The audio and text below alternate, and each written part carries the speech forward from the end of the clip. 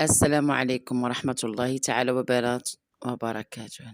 أنا وليت نتلف كاع في لا إله إلا الله. السلام عليكم متابعين الزوينين، كي دايرين؟ لاباس عليكم؟ الأحوال بخير وعلى خير في صحة جيدة. كنتمنى هذا الفيديو يكون يلقاكم في أحسن الأحوال ويروق إعجابكم شيئا ما غيعجبكمش بزاف، ولكن غير كنعتذر منكم لحقاش النفسية ديالي راها ماشي حتى تما انورمال شي شوية. ماشي ساهل هادشي اللي كيدوز علينا، الحمد لله والشكر لله، اللهم لك الحمد. وبعض الأحيان كنحمل نفسي اللومة. علاش؟ كنقول بيني وبين نفسي علاش هاد الاكتئاب، وعلاش اون فان دو كونط ما كاينش مع من يعني انا اللي كنبغي. نورمالمون النية ديالي كتكون زوينة، كنبغي نفرح شي شخص، كنبغي نازر شي شخص او شي حاجة، لكن بدون جدوى. اللهم الانسان يمشي صافي يخدم شغله، والحياة لا تقف عند اي شخص شكون ما بغى يكون. الشد بالله سبحانه وتعالى، الله سبحانه وتعالى هو اللي راقب على كل القلوب ديال عباد الله. فهاد الفيديو هادو كنديرو يعني غير باش نجاوب على نفسي من كثرة الاكاذيب اللي كتكثر عليا، سواء في الخاص او في العلن. بزاف ديال الامور ما كنبغيش نبارطاجيها معكم المتابعين.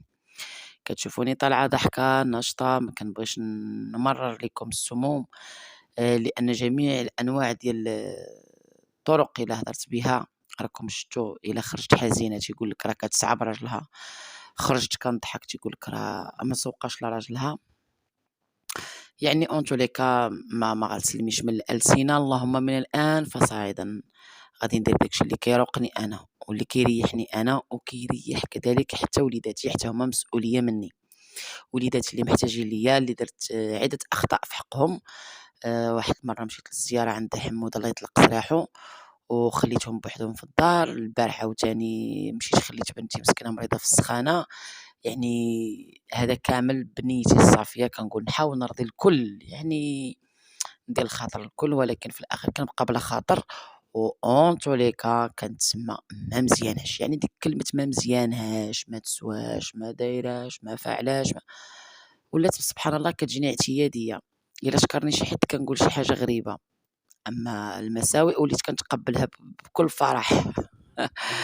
والله العظيم ولات عندي اعتياديه. المهم المتابعين الزوينين، البارح كان واحد الماراثون وبزاف الناس فهموها بالغلط. فهموا على اساس انني حيت كيعطيوني بزاف النصائح، علاش كديري وكيشوفوني مازال كندير ومازال كنتألم، فخوفا عليا تيقولوا لي جالي علاش كديري هكا، علاش مازال شاده، وعلاش. والله العظيم انا حتى شي حاجه ما كتألمني الحمد لله في الدنيا، من غير انني كنضعف قدام وليداتي.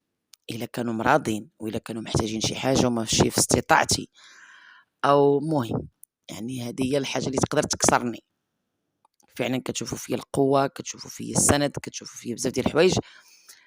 لكن كنبقى كنبقى مراه، كنبقى بزاف ديال الحوايج، كنضعف قدام وليداتي. فجاتني صعيبه ما كانش في المخيله ديالي بصفه نهائيه انه غادي يجي يوم من الايام وغادي يمشي سامي يشوف باه وما غاديش يدخل. شيء طبيعي انني نكون حزينه، وشيء طبيعي انني نكون مؤلمه، لان غادا بواحد النيه في شكال، وواحد الصوره في شكال. وحتى مستقبلا كنتفائل خير انني ندير بزاف ديال الاجراءات تجاه الاب ديال ولدي، لان حتى شي مرا ما يشرفها انها تخلي الزوج ديالها في السجن. وغادي نركز هنا، غادي نفتح واحد القوس كبير وجد مهم، ونبغي انكم متابعين الا كتبغيوني ما تجيوش معايا. كنحط لكم وجه الله غتبقى شهاده على رقبتكم الى يوم الدين. خوتي المتابعين، ما يروج في الخاص او في الذهن ديال حموده حاليا، غادي نقول لكم دابا اليوم 27 في شهر، اليوم 25، لا البارح الاثنين 25، اليوم 3 26، 3 اليوم 26 في شهر 8. الى حد الساعه من نهار دخل حموده للسجن الى يومنا هذا، واش نتوما شفتوا شي حد جا عندي قال لي اعطيني التنازل من الاطراف اللي عندنا معاهم نزاع؟ كاين غير الكسول اللي خرج واحد النهار وناداني باسمي وقال جالي انا ما دير الصلح والتنازل، خصكم ديروا التنازل، وفلان خصو يخرج وفلان خصو يخرج، وتيجبد لي شي اسامي لا علاقه ليا بهم انا. في نفس الوقت ضم ليهم الاسم ديال حموده على اساس خايف عليه وكيبغي وباغي له مصلحته. شنو قال جالي ما دير الصلح والتنازل، وبقى كيعد ويسمي الاسامي. ومنين وصل عند حموده قالك حتى حموده، واخا انا حموده هضرت معاه وقلت لي ما تزوجش هذيك غير الشمكاره دايره وما تصلحلكش وما تفلحلكش. يعني انسان ماشي باغي التنازل، باغي يحطمني قدام الناس. يعني داك النوع اللي تيدق ويقول شكون هو، تيدير راسو تيطلب التنازل في نفس الوقت تيسبني ويعايرني. منين خرجت انا كنجاوبو قلت ليه ما كاين تنازل ما كاين والو، سير الله يفعل لك، سير الله يترك لك، وما يمكنليش نتصالح معاك وراجلي في الحبس، وما يمكنليش ندير معاك وراجلي في الحبس. كنتي راه عقلتو داك اللايف غادي تخرج السيده ديال سيدي عدي اللي غتجاوب في بلاصتو، وخا ديك ما دويتش عليها. حتى انا لا للتنازل، وانا لا صيفط عندك شي واحد في الخاص يخرج يمسخني، وانا ما بغيتش التنازل، انت اخر همي انت ندوز معاك 10 سنين د الحبس. واش هاد السيده جات طلبتني على التنازل؟ بالله عليكم الا كان شي لايف ما سمعتوش منها، حيت انا ما كندخلش نتفرج فيها، الا وجهت لي شي ميساج على التنازل ولو سمعتوه وما قلتوها ليش ما نسمح لكمش. انا باش توهموا حموده على انه واحد الكلمه اللي غادي نقول لكم المتابعين خطيره جدا في الأذهان، في الذهن ديال حموده، في دماغه كيقولوا له راه كل شيء بغى يدير التنازل الا جالي. فانا كنبغيكم تشهدوا شهاده الحق فين سمعتوا هذا الشيء، واش تقال في شي لايف، واش شفتوا كل شيء جلس اطابل ودار تنازل والتزامات. انا ما درتهمش، انا بعدا ما كيوصلنيش هذا الشيء لا في الخاص ولا في العلن. حتى واحد ما جا عندي لا في الخاص ولا حتى شي حد ما جا عندي في العلن، فقط كيمرروا السموم ديالهم الحموده، حيت هو ما تيشوفش، تيهزوا داكشي اللي بغاو تيسمعوا داكشي اللي بغاو. وانا لا يهمني اي شخص لا طالما واثقه من نفسي على صواب. ما علينا. خرجت السيده مازال كتهددني ومازال كتسب وكتقول كنطلع عائله راجلك، وقالت ان ولادها مازال غيخرجوا مازال غيديروا وهذا الشيء مازال غيطوال. وفي نفس الوقت قالت لي يلا عطيني معك 10 سنين د الحبس. فعلاش الناس كتمرر هاد الاكاذيب؟ السيده بعظمه لسانها ما كتطلبش التنازل، وقالت لكم حتى الا صيفطات شي حد في الخاص فهي كتمسخو وكتكذبوا. يعني كلام جالي على صواب، حتى واحد ما كيهضر لا في الخاص لا والو. واخا انا عارفه شي وحدين دايرين خدمتهم 24 ساعه على 24 ساعه، لكن ما كيهمونيش، جالي واثقه من نفسها. كما انها قالت ان ولدها قال للسيد القاضي، يعني هي كتحدى حتى القضاء، قالت لك ان ولدها قال للقضاء اللي سب لي امي مازال غنزيد نسبو، يعني مازال غنزيد نسب مازال. يعني هي كتقول هادشي بعظمه لسانها. فانا المتابعين كنتمنى منكم انكم تشهدوا شهاده حق في التعاليق اللي غادي تبقى على رقبتكم. واش كاين شي لايف تطلب مني التنازل بطريقه حبيه وادبيه وبالصواب وبالادب؟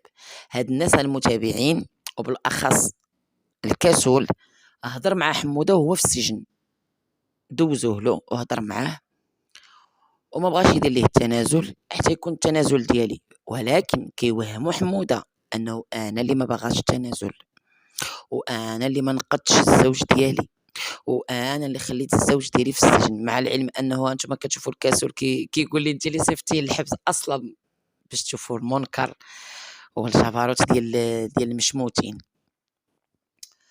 فكل واحد كيفكر لمصلحته الخاصه، وكل واحد كيفكر لراسو، وماشي مشكل عندهم انهم يضروا الناس وداك الشيء. حتى مرة ما كترضى على نفسها يكون راجلها في الحبس، وحتى مرة ما غادي ترضى على بين ولدها يكون في الحبس. وغادي يكون ربما هذا اخر فيديو المتابعين في هذا الشق وفي هذا الكلام هذا. انا غادي نسد هذا الباب بصفه نهائيه، واللي ما قدو فمو يشرع بلاصه اخرى. انا عييت بالتوضيحات، تبريرات.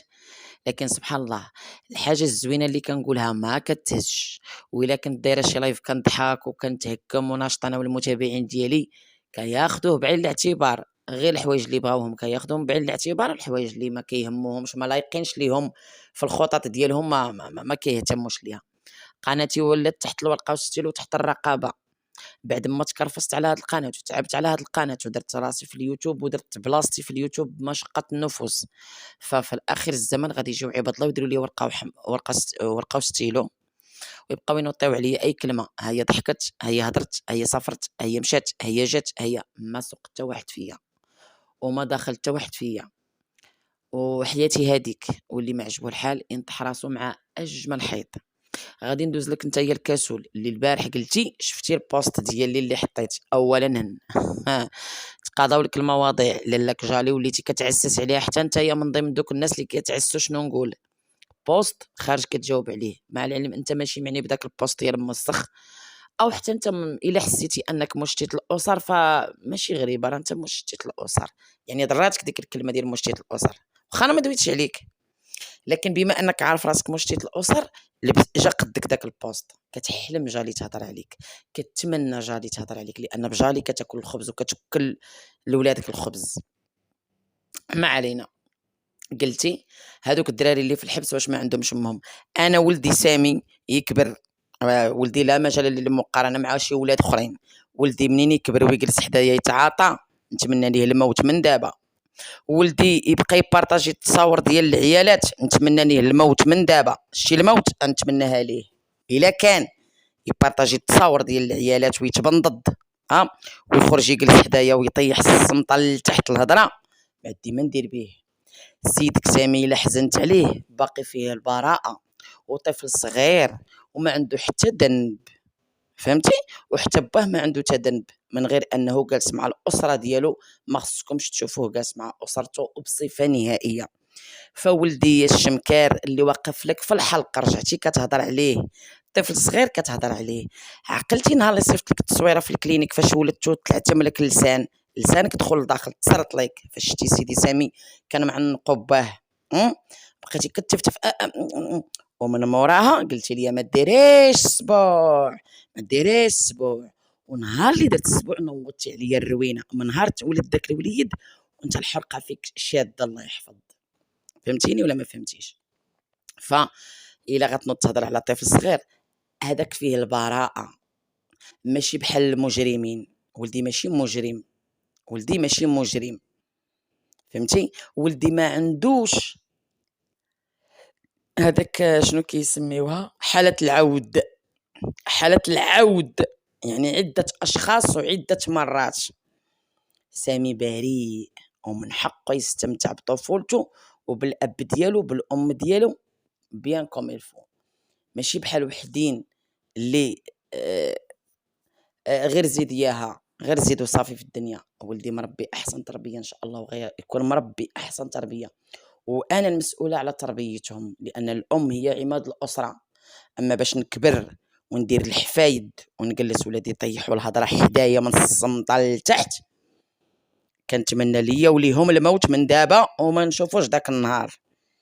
فاش تهضر على سيدك سامي شلل فمك بالسمن والعسل، سمعتي؟ وإلا حزنت وبقى فيا حيت من حقيقة ولدي ما ارتكبش جرم باش تشتت له الأسرة، أما اللي تشتت له الأسرة حيت ارتكب جرم فهما كيتحملوا مسؤوليتهم، بالغين ادولت، ماشي بحال واحد باقي رضيع موت بسمك يا المكروه يا المسموم. ومنين انت حموده بقى فيك وعزيز عليك راه عيط ليك وهضر معاك ومن حقه، انا ما كنحاسبوش شغلو هذاك لانه هو داخل السجن وبغى يدير معك محاولات دبر راسو. اما انت كتسناني نجي عندك انت وغيرك راك عالكم بين رجليكم، حق عطيوني التنازل ونعطيكم التنازل. باز انا مولات الحق، انا اللي درتو بيا السلسلات، انا اللي بارطاجيتو تصاوري، انا اللي دمرتوني. الشمكاريه اللي كتقول درتي الشكايات انت الاولى، براجلي كان معايا درت الشكايات ماشي خبيتهم على حموده، حموده كان بجنبي وبالسيف عليه يمشي معايا حيت مرتو. والشكايات ماشي انا اول وحده، انا كنت معك وكانوا عندنا الشكايات، كانوا عندنا 4 الشكايات. وخير دليل النهار اللي تحكم حموده ب4 المليون وما عاونتيش وما وقفتيش معاه، قلتي له حقا غينوضوا وحدين اخرين يبغاوني نطلب ليهم. سمعتي ولا ما سمعتيش؟ ونهار اللي كنتي كتقول له ما تمشيش للبوليس راه ما غادي يديروا لك والو، حتى تعتقل في الحراسه النظريه يومين 2 د المرات، ودخل في الروشيرش 2 د المرات، ماشي بسبب الشكايات. سير نعلة الله وعليك يا الكذاب يا الماسخ، ما بغيتيش تبعد الاسر. حتى سميره مشات دارت الشكايات اللي شتتي لها الاسره ديالها، حتى يونس مربوحه مشيتي داروا الشكايات اللي شتتي لهم الاسره، حتى سعاد، وزيد وزيد وزيد وزيد وزيد وزيد، ودوك الجرائم ديالك كتلصقهم من وحدين اخرين. حقا بالمجروف بالمجروف سيدك ما عمرني نعقل عليه قال لي سيري ديري شي شكايه، سمعتي؟ ومره كتقول لي راكي كتخرجي تسعاي، ومره كتقول لي راه عطاوك الاوطيل وعطاوك الفلوس وعطاوك. ياك عاد خرجتي كتقول البارح انك تخلاو عليك، لاحوك، داروا لك، دابا بغيتي تسعاي. وراه تحفه تخلى عليك، تحفه ما تخلاش عليا. تحفه الا قال لهم سيروا ديك الكلمه اللي قلتي التقى، هذه قالها على صحاب سيدي عدي، وانا معاه اشاطره الراي، لان انا براسي تاذيت من صحاب سيدي عدي. فإلا قالها فمن حقه وعنده الحق، وعارف البير وغطاه، وعارف اش كيقول. كل واحد كيتحمل مسؤولية أغلاطه. فإلا هضر على صحاب سيدي عدي هو عارفهم قبل مني، نكارين الخير وجا عندهم وكلا عندهم وشرب عندهم وضربوا فيه، فمن حقه ما نعاتبوش. أما جالي ماشي من سيدي عدي. صافي سير برد على قلبك. تحفة سيدك الجوكر، سيدك ما انت إلا متملق. اي واحد ضريتيه، حتى السلسله اللي درتي عليا في شهر 7 العام اللي فات كان دايرها عليا الجوكر. الجوكر اللي قالك خرج ضرب فيها، الجوكر اللي قالك دير ليها. ما كتحشمش يا المسخ. كتهضر على الخزان خرجتي عليه انت، حسيتي حيت كان معاك في المجموعه وعنده السوبر شاط وعنده بديتي كتحفر له وطلقتي له الكلاب ديالك كينهشوا فيه. اما سيدك الجوكر ما عمره ما تدخل ولا قال لي ديري شي شكايه، وبالعكس حتى كيشوفني طايحه وكيقعدني. انت لا خصك ملي تزطم على بنادم وطيحو يموت، ما تلقاش اللي يقعدو. واش غادي نقول لكم على المتابعين؟ الله يرحم لكم الوالدين. كنتمنى انكم تكتبوها في التعاليق. واش شي حد خرج يرغبني على التنازل؟ واش شي حد هضر بالادب على التنازل؟ السيدة أصلا نفات أنها كتقلب على التنازل، مع العلم أن الخاص القضية مبلبلة، الهضرة بزاف والسكات حسن. نتمنى أنكم تجاوبوني في هذا الشيء. الناس كتبنضد كتسنطح، حمودة اتصل به وهضر هو وياه، ودابا المطلوب مني أنني أنا نخرج راكعة ليهم على التنازلات. ما عمركم تحلموا بداك النار وما كان ركع إلا الله سبحانه وتعالى.